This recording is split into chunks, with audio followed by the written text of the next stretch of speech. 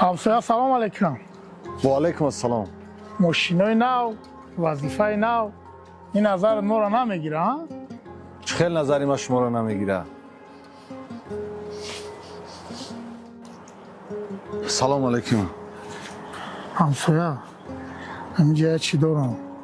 یکون بینیمش 3 نفره یک چخیله. چی باشه او؟ یک چیزی هست که هم 3-4 ساعت خونه در بر راحت خواب میکنه.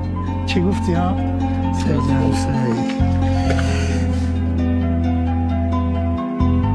Ben sana kalbimi verdim.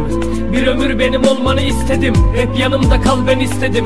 Mutlu mesut olmak istedim. Bana verdiğin o güzel aşkını son nefeste bile haykıracağım. Ceylan bakışlı gül yüzlüm, ömrünü yolla harcadın sabret.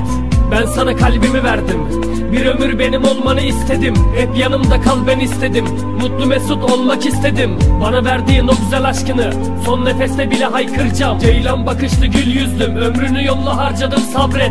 Duygularımı kaybettim derken seni buldum tam karşımda. Sana yazdım satırlarca aşkımı dile getirdim ben hiç üşenmeden. Hayali bile güzel olsa gerek sen yanımda olduğunda Ceylanım. Bana bakışın o güzel gülüşün aklımı başımdan aldı bir tanesi. Bu aralar aklıma sen geldiğinde şarkılarımda mutluluk saçıyor. Yarım kalan bir hesabımız vardı, senin canın benim olacak bilirsin. Zamanı geldiğinde seninle ben cennette bir ömür olmak isterim. Seninle geçen o güzel günleri ben kalbimin derinlerinde saklarım. Ben duygularımı yazarken sana kalbime gizledim o güzel gülüşünü. Yazdıklarımı ben anlatınca sana kalem mürekkebini bile kıskanır. Bakıyorum öylece güzel yüzüne ben doyamıyorum. Sana bakmaya kıyamam ben geldim, göreceksin beni sen. Elimi tutup beni bağrına basınca.